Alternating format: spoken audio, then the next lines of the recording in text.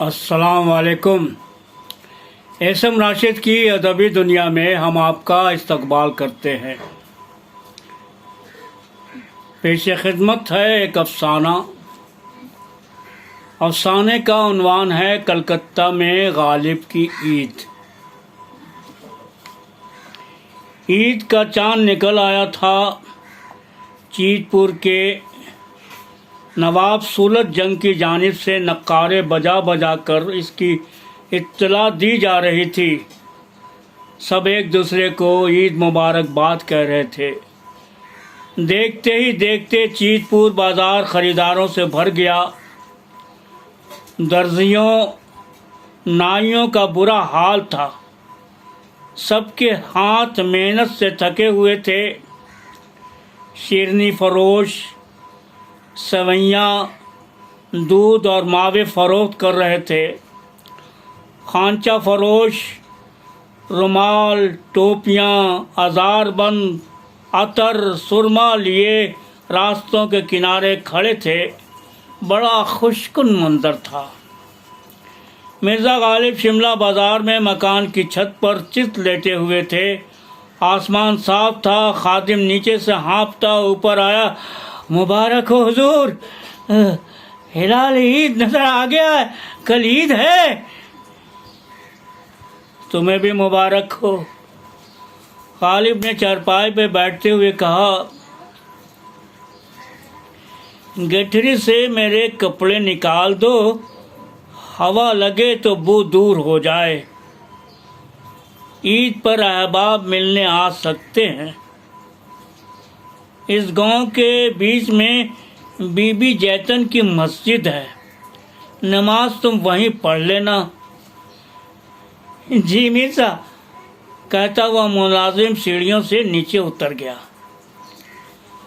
غالب چھت پر ہی لیٹے رہے۔ موسم خوشگوار تھا۔ انہیں اپنے بیگانوں کی یاد آ رہی تھی۔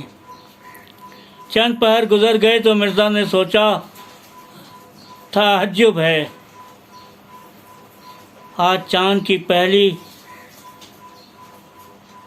کہکشاں اتنی روشن ہے۔ وہ بار بار تارے گن رہے تھے اور ہر شمار میں دوسرے ستارے سے گنتی شروع کرتے اور پھر شروع ہو جاتے۔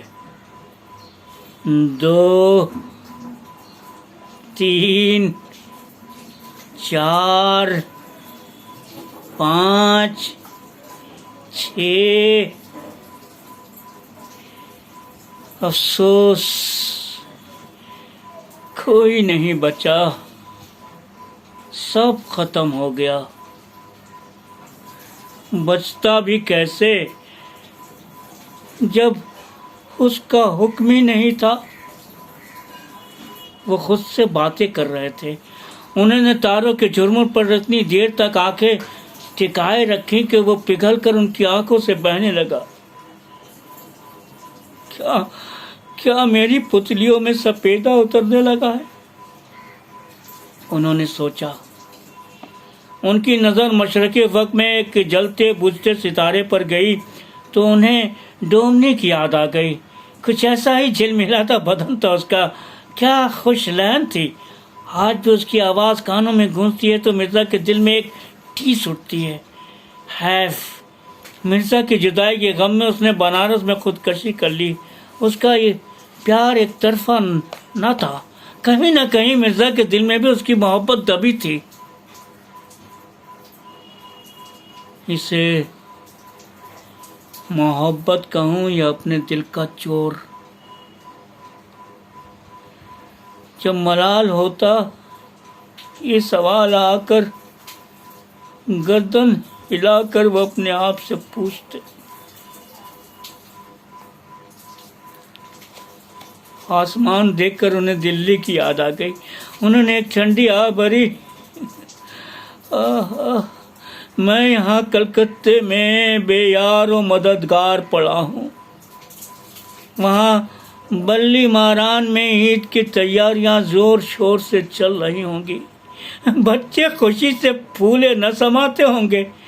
باجوں ٹوپیوں اور مٹھائیوں کی ضد کرتے ہوں گے۔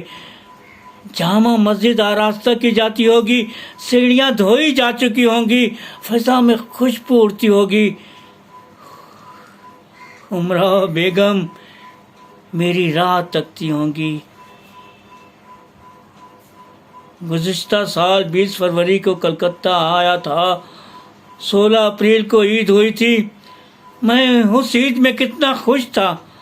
आज हालात बदल गए।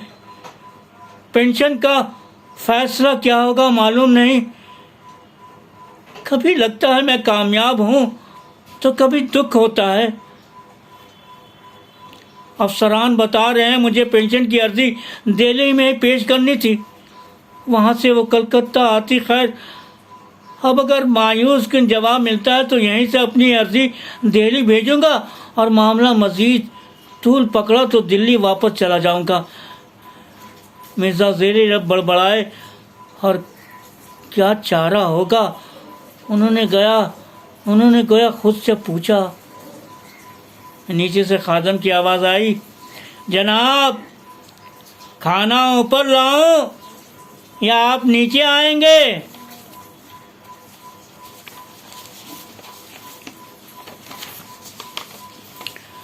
ऊपर ही ले आओ मियाँ, कुएं से पानी लेते आना। मुंह हाथ फिर धो लूं तो तबीयत ताज़ा हो जाएगी। वैसे खाने में क्या है? रोटी और बकरे का गोश्त है। कसाई घर पर ही आया था, 2 आने में खासा गोश्त दे गया। चाप, कीमा और कोरमा तैयार कर लिया। कल ईद है, मेहमानों का तांता लगा रहेगा। सेवइयाँ भी ले ली हैं।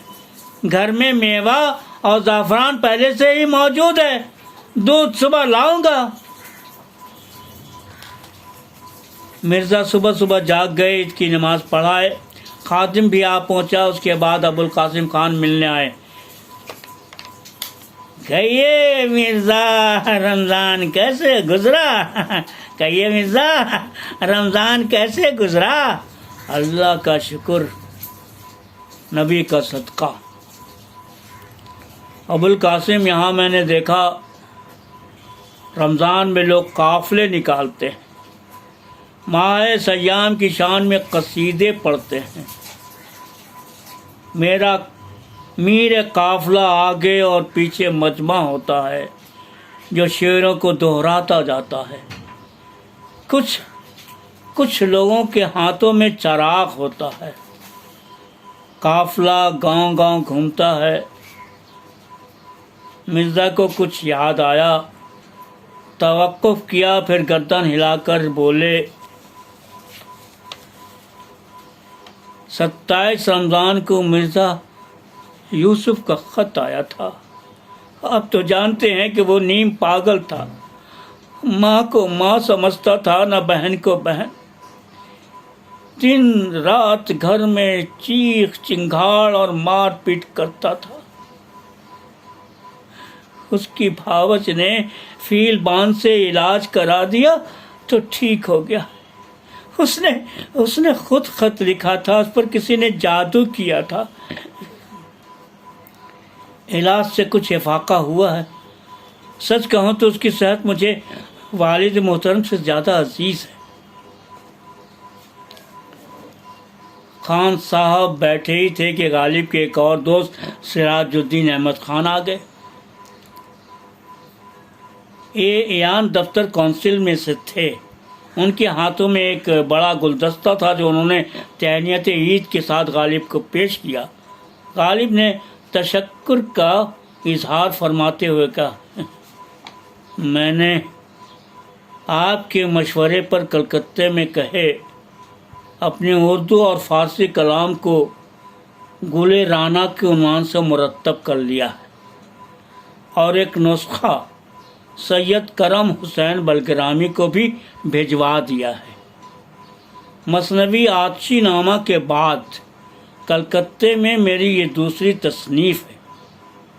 ये लीजिए, करम साहब भी आ गए। गालिब ने करम साहब को दरवाजे से आते देख लिया था। उठे और गर्मजोशी से उनसे गले मिलकर ईद मुबारकबाद कहा। خادم نے دسترخوان لگا دیا تھا۔ مرزا خود مہمانوں کی تواضع کر رہے تھے۔ تش میں سے شیر خورما کے پیالے ان کے آگے بڑھاتے ہوئے انہوں نے پوچھا، آپ انہیں جانتے ہوں گے سراج صاحب؟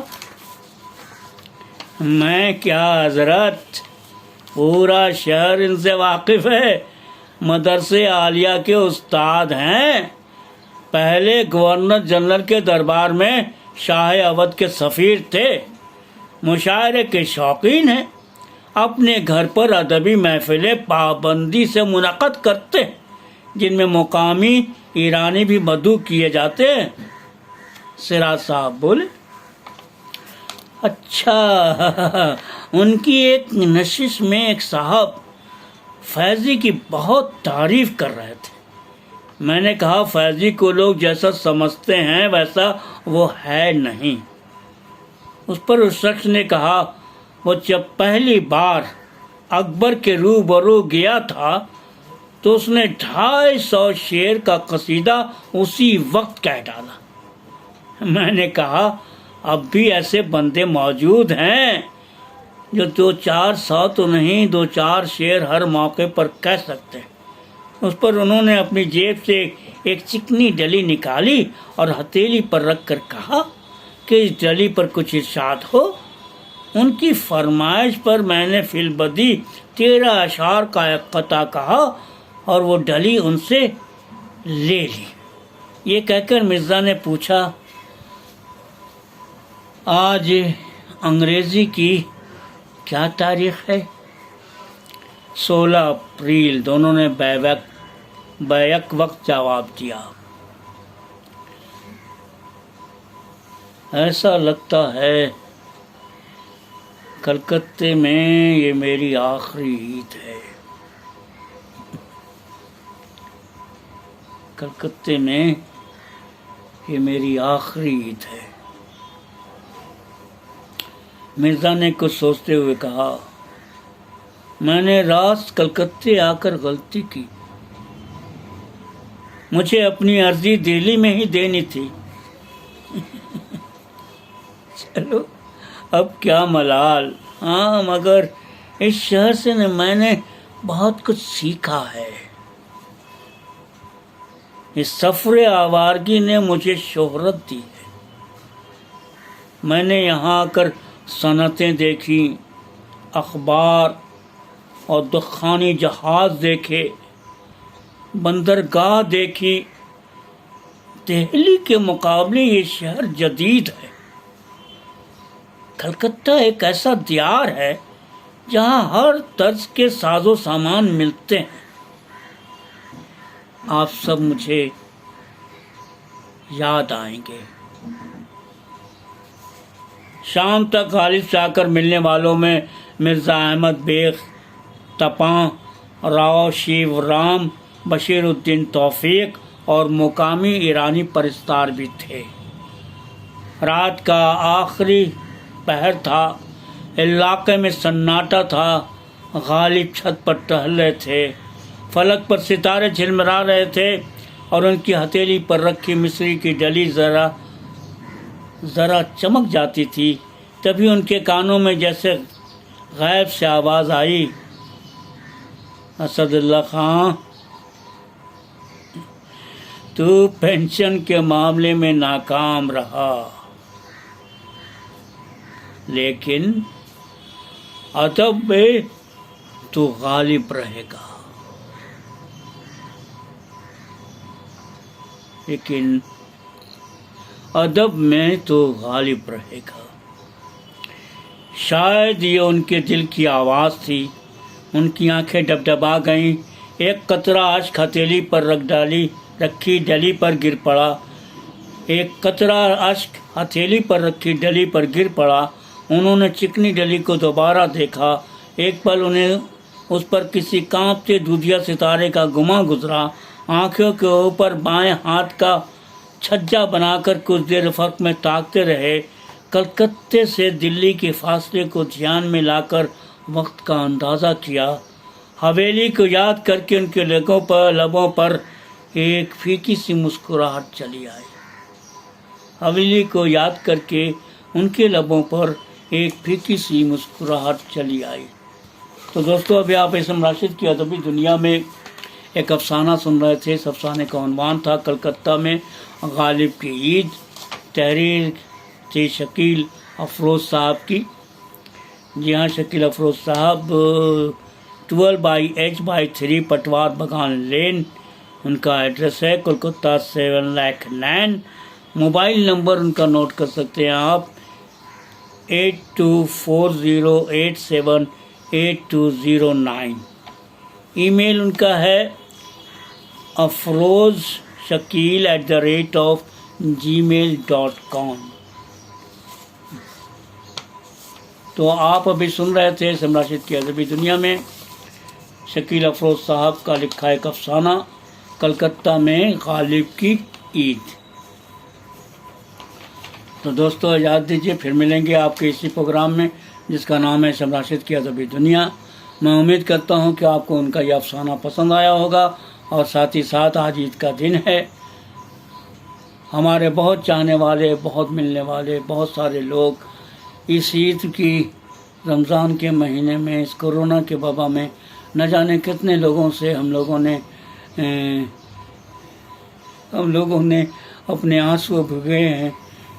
کیسے کیسے ادیب، کیسے کیسے ادبا، کیسے کیسے شعراء، کیسے کیسے انسان، کیسے کیسے لوگ، کیسے کیسے ڈاکٹر، کیسے کیسے نرسیں ہمارے سامنے سے گزر گئی۔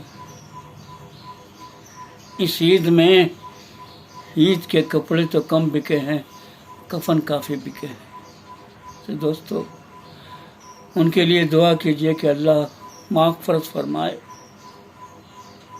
جو لوگ اب اس عید میں نہیں رہے انہیں اللہ تعالی جنت الفردوس میں اعلیٰ مقام عطا کرے، اور جو لوگ موجود ہیں اس عید میں نماز پڑھی ہے، روزہ رکھنا انہیں نصیب ہوا ہے، انہوں نے عبادتیں کی ہیں، ان تمام لوگوں کو ان تمام غموں کے ساتھ عید کی مبارکباد ہم پیش کرتے ہیں۔ اللہ حافظ۔ پھر ملیں گے آپ کے اسی پروگرام میں اگر زندگی رہی، جس کا نام ہے اسم راشد کی ادبی دنیا۔ اللہ حافظ۔